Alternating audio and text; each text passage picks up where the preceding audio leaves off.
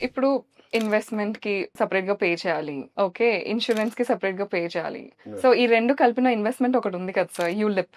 హ్మ్. So, it is both investment and also insurance. So, మీరేమంటారు? Is that a better one? ఇప్పుడు భోంచేస్తే కూరతో తిన్నాక పెరుగన్నం తినాలి. 2 కలుపుకొని తింటానంటే తినేవాళ్ళు ఉంటారు తినమని చెప్తా. కానీ it's okay. Not practically viable కాదు. It's not that easy. మీకు మోర్టాలిటీ కాస్ట్ ఇవన్నీ ఉంటాయి కదా! హ్మ్. అండ్ మళ్ళీ ఆ మిక్స్‌లో కూడా యోగట్, ఎండోమెంట్స్, యూలిప్స్ ఉన్నాయి. Okay. Maybe few ULIPs may work out. Okay. But endowments అసలు వర్కౌట్ అవ్వదు. అవును. ఇన్వెస్ట్‌మెంట్ అండ్ ఇన్సూరెన్స్ మిక్స్ చేయదు కదా! అవును. By doing an endowment plan hmm. Is paying such a huge premium and life cover is very minimal. In event of death family survive అవుతుంది కదా! ఇప్పుడు 1,00,000 salary వచ్చి అతను ఎండోమెంట్ ప్లాన్‌కి 15,000 పర్ మంత్ కడుతున్నాడు. హ్మ్. అతను 20 ఇయర్స్ పాలసీ తీసుకుంటే అతనికి ఒక 20 లాక్స్ కవర్ ఉంది. Okay.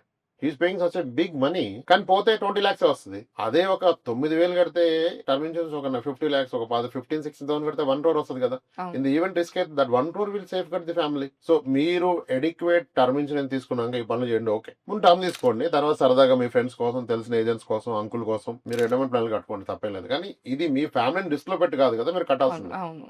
True sir. So mixing of investment and insurance is wrong అండి. అది ఎన్నిసార్లు చెప్పినా అర్థమవుతుంది.